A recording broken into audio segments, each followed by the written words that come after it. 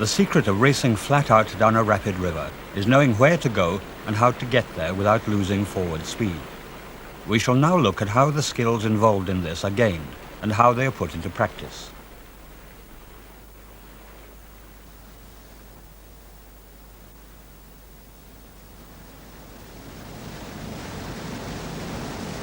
As the not-so-experienced paddlers approach the fall, from the apprehensive expressions on their faces, you can feel them asking, "Where do I go? Can I get to the fastest route? How do I get there? Is the edge safer? Will I make it? Am I going to swim today?" Before we try to answer these questions of where do I go, we must first of all solve the problem of how do I get there. The question of will I make it, well, that's up to the man in the boat. All classes of boat can be steered effectively whilst forward paddling. If a boat is leant over to one side, it will always try to steer away from that side. The kayak paddler, if leaning to the right to steer his boat to the left, will assist his turn with a sweep stroke if necessary on the right. If leaning to the left, the kayak paddler will assist his turn with a sweep stroke if necessary on the left.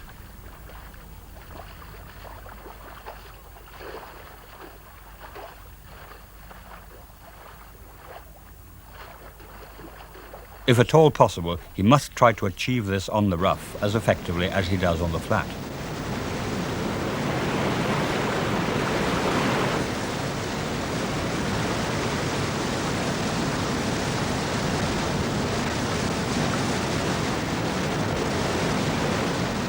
To turn the C1 away from his paddling side, the paddler will lean his boat into the paddle and sweep. Keep going, come on.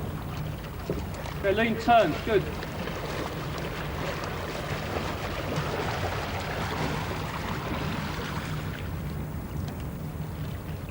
When steering, the lean is the most important factor. The amount of sweep required depends on how quickly the boat must turn. Lean and sweep, Ken, come on. Hard, Look how quickly the boat responds to the lean. Good. To turn towards the paddling side, the boat is leaned away, and a drawing action commences the stroke. Okay, turn and draw, come on, hard. Drawing at the bow. Draw, draw, draw. Again, it is essential that the C1 paddler reproduces his flat water skills as effectively on the rough.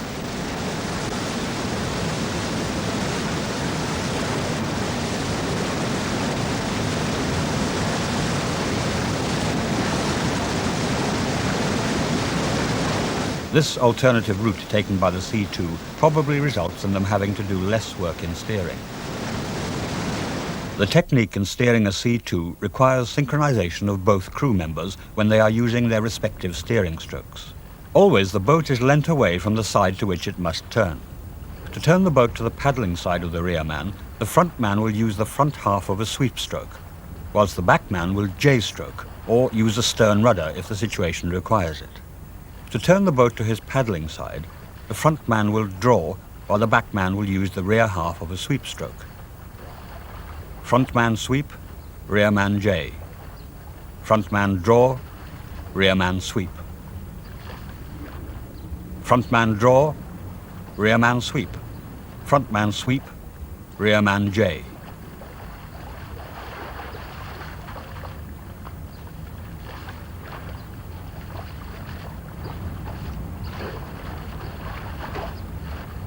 When a right-handed paddler wishes to turn to the left, he must use a stroke which is called the sweep stroke. To obtain this, he must lean the boat towards the paddling side, extend as far forward as possible, and sweeping the paddle away from the boat as far wide as possible to the back of the boat, like so.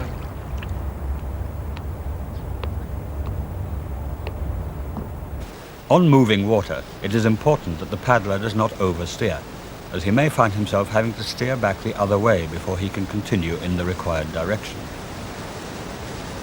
When a right-handed paddler wishes to turn to his right, he needs to do a combination of a draw stroke and a J stroke. To do this, the boat is leant away from the paddling side, the paddle is placed forward and pulls water into the side of the boat.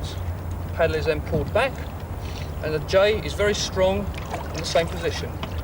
Again, the paddle is placed forward, Pull to the boat, brought backwards when the hands are level with the waist. Strong J away. The essential point in all the strokes is that the rhythm remains unbroken. Lean it, Ken, and pull. Come on, hard. Whilst not committing himself 100% to the race, this paddler still manages to turn his boat quite effectively.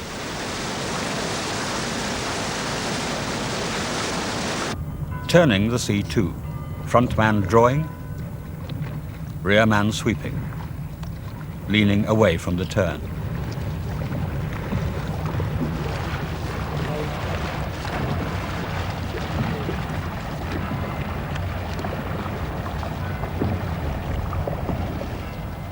In the other direction, front man sweeping, rear man J-stroking.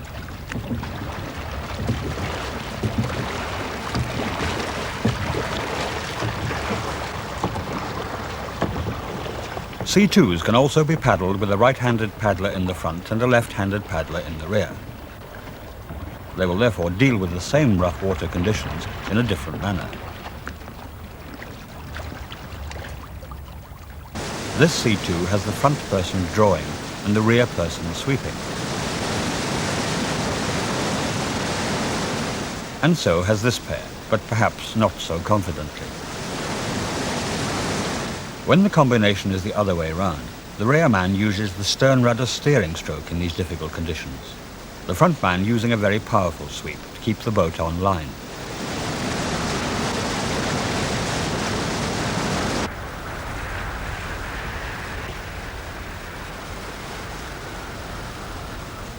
Once the basic skills of boat handling have been mastered, the paddlers must now put them into practice on the racing course. Learning how to read the water is a fundamental stage of becoming a competitive paddler. The first run down, following a more experienced paddler, familiarizes the younger paddlers with that particular river. The deep water route is normally the fastest. Rocks on the surface are easy to detect, but the rocks beneath will create turbulence which will point the paddler to the deeper route. The less agitation on the surface, the further away the bottom of the river is. Trying not to let the swirls affect him, the paddler keeps his boat aimed at the smooth tongue of water which narrows as it gets further away. White foam and spray is a good indication of rocks just upstream. If there is more than one route available, it is important that both are tried, preferably with two people setting off simultaneously. In this case, the left-hand route is the fastest. At another water level, it may not be the case. Knowledge of the river here is important, as a not-so-obvious tongue of water means that the corner can be cut off even more.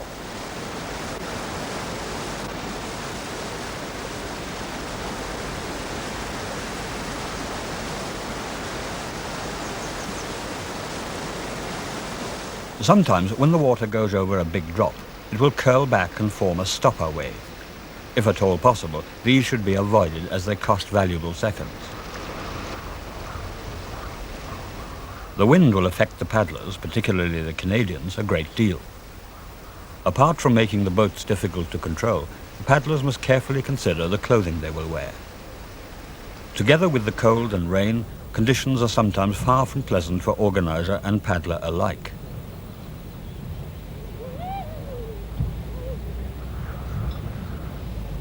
Races are held almost every weekend throughout the winter months.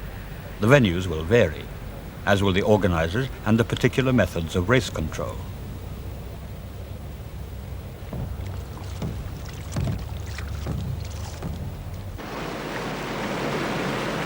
Ideally, as at the River Washburn, each paddler should have an equal start. Here, the stern of the boat is held by a member of the organization. Because it is a dam-controlled river, the Washburn keeps a constant flow, thus preventing anyone from gaining an advantage from any change in the water level. The countdown finished, off he goes. The next man leaves 30 seconds behind.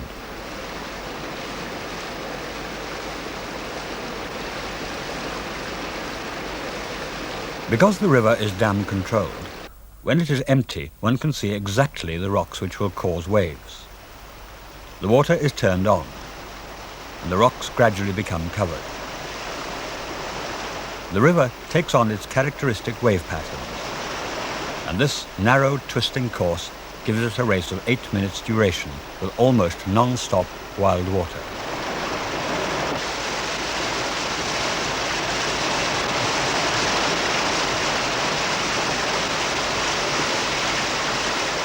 Racing down, it is not always possible to read the water. The paddler must now have learnt the river, knowing exactly what he will paddle into around the next bend.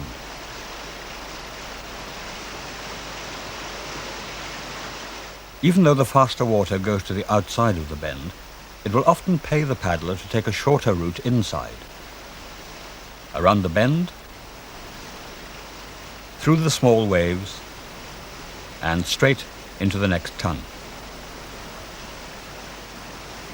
This paddler has obviously thought out his routes. The good paddlers should always spend a lot of time on route finding, sometimes from the bank, but mainly from their boats. Apart from individual competitions, club members can race together as a three-man team. They start together and must cross the finish line within 15 seconds of each other. Failure to do so will result in disqualification.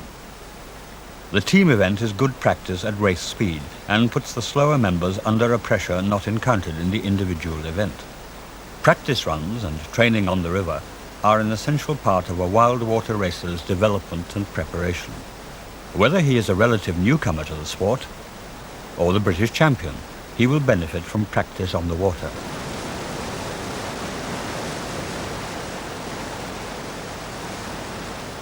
Of course, the waves we will meet will vary in size. On the River Usk, there are often many sections where the waves will break over the boat, or the boat will climb up and down them. Then it becomes faster to paddle along the side of the waves rather than through the middle. As soon as they drop in height, then it's back to the middle, on into the center of the tongue,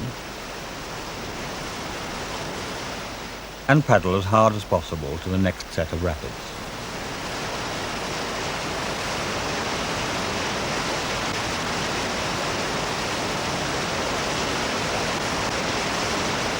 Crash straight through, missing the large waves.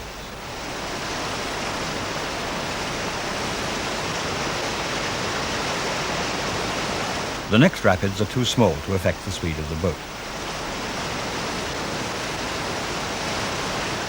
With this continual stopping and starting due to the changing nature of the water, the earlier strength and endurance training is really beginning to pay off. A big effort now, flat out to the finish.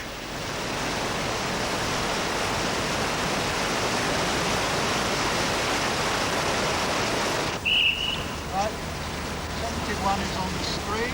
Competitor number, Peter? The finish, scene of great activity. Martin Hedges is still in the lead. 77 approaching. 92 coming behind, so Okay. 92 is obviously. So I'll stop 91 on the display. Okay.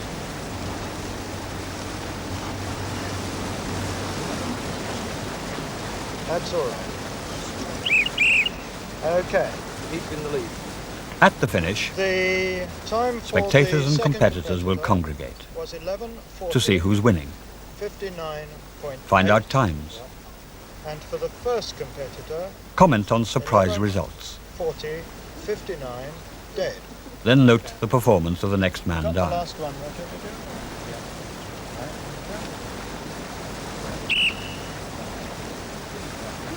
John Handyside, 11:50, 19.7 arrival time, giving And that gives him 28.19.7.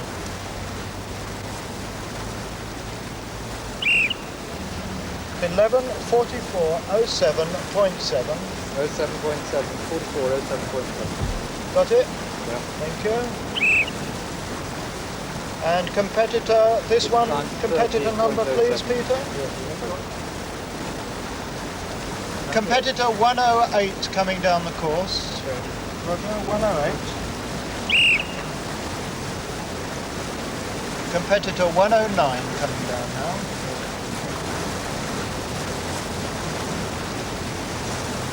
(109)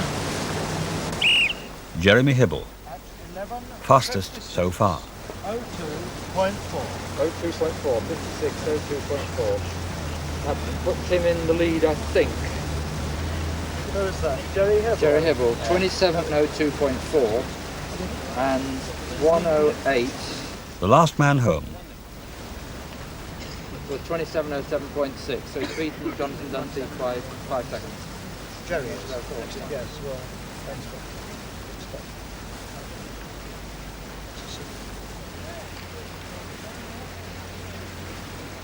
British champion Hibble is confirmed first.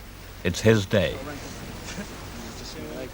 The others, they hold their post-mortems. And I always sort of got my leg numbed up, like because it was only practicing, I could sort of relax it. The feeling of exhaustion is always greater when you've been beaten. Yeah, I was running out of steam, so that's purely. Catching both of them up, Oh, Daniel, right? just no further. Next out the window. Sorry? I was 15 and I was 5 and I was getting less and less of them. 26.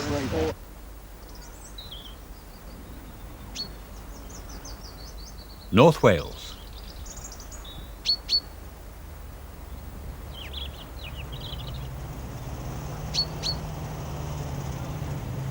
British team selections on the River Tryweryn.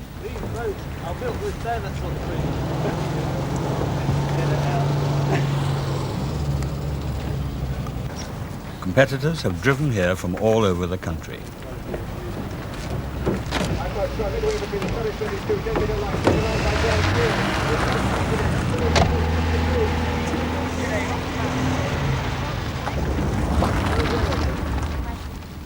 Over 200 of the country's wild water races are assembling here.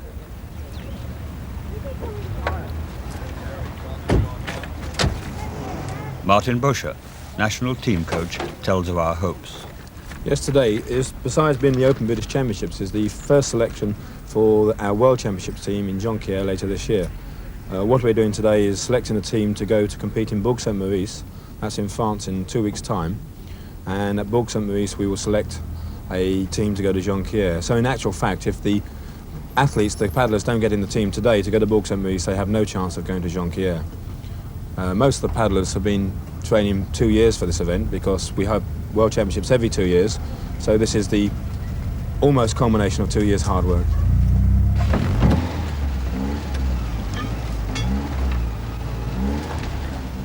Graham Goldsmith, our most experienced C1 paddler, outlines his feelings towards the river. The problem is there's a lot of rocks in the river and not too much water, very little power in the water, and most people tend to train on really deep water, not having much white water on their back doorstep. So when you get onto this river, if you adapt to it very quickly, you tend to do well. But if you don't, then you can fall down really badly. Also, there is quite a luck element on this river. Just the slightest lapse of concentration, and you can pay very dearly for it. Just because of the rocks. It's the best we've got, but as a river, I wouldn't say it's a good river for whitewater racing myself. It doesn't suit It depends on the sort of technique. If you're a tall guy, you're at a bit of a disadvantage because tall guys take big strokes, and you can't get a good chunk of water on your paddle in when it's shallow. But a little guy with a fast revving sort of style technique is going to go much quicker. Plus he's got the weight advantage as well, so there's quite a lot to it on this river. We now pick up the race through the top slalom site. Here the river falls about 15 feet in 800 yards. That's a rate of about 12 cubic meters per second. This means that the paddler could be moving at the speed of 12 miles per hour. No chance to read the water here. You must have decided your route in practice.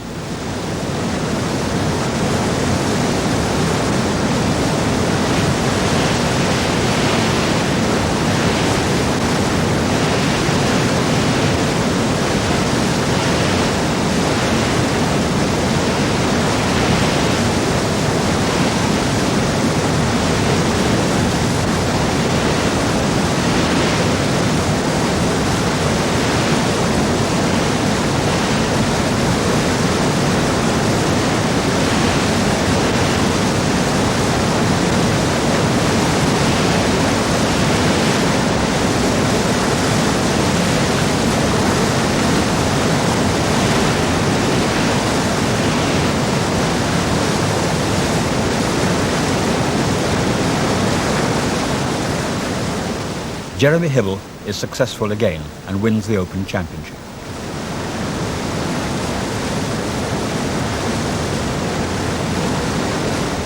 For Bob Campbell, his day is still to come.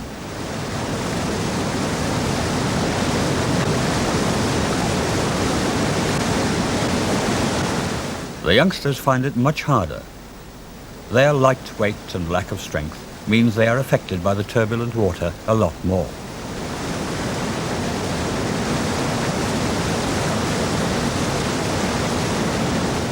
For Beecham Lodge's John Adamu, a happy day. Selection for the British youth team.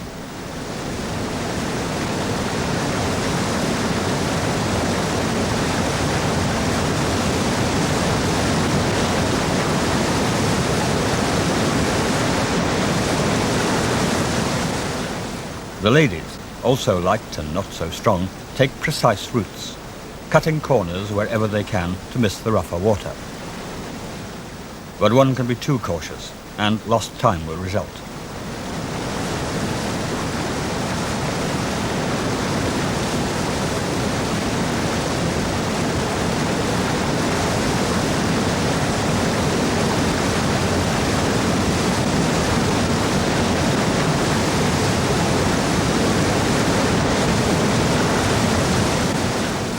In the C1 class, this paddler is encountering problems through the bend.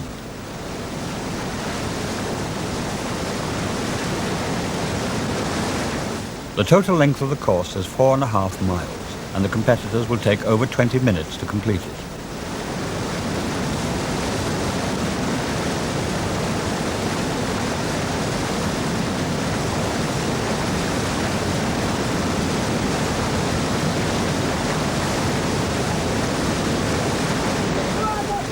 Beecham Lodge's Graham North gets well-deserved encouragement from the bank.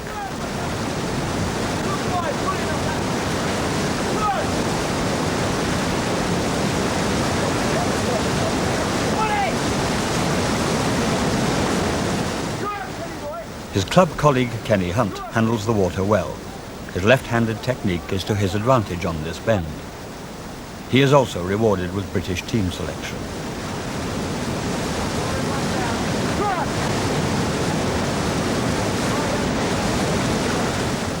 The left-handed paddlers have less difficulty in manoeuvring their boats around this bend.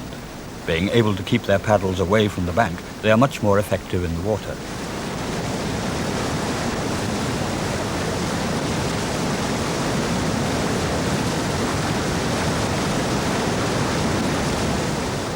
The eventual winner, Bob Evans, another left-hander, takes the fall in his stride.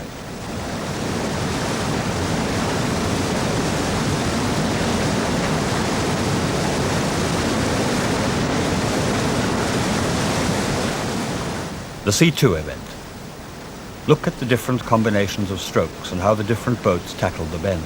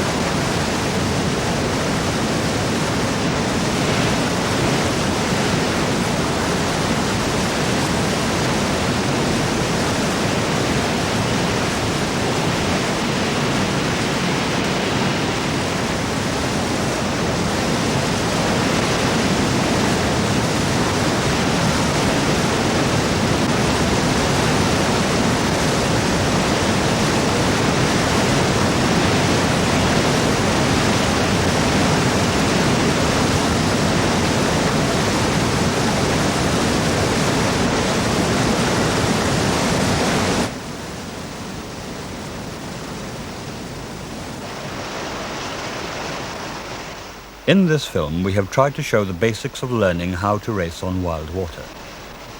The secret of success is hard work and complete dedication. It is essential to join a club to obtain the support and knowledge required.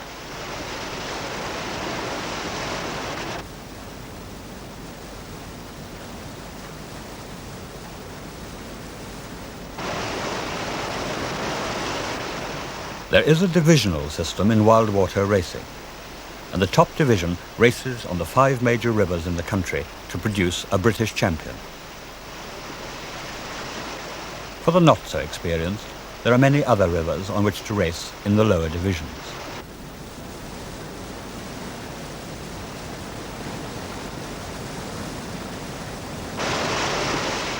It could take 2 years to become familiar with the major courses, but it is a sport worth the investment of time and energy.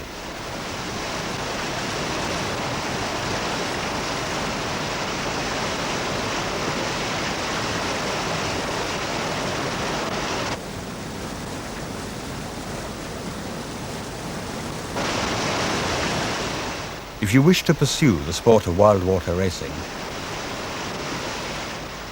do not hesitate to contact the governing body of the sport, the British Canoe Union.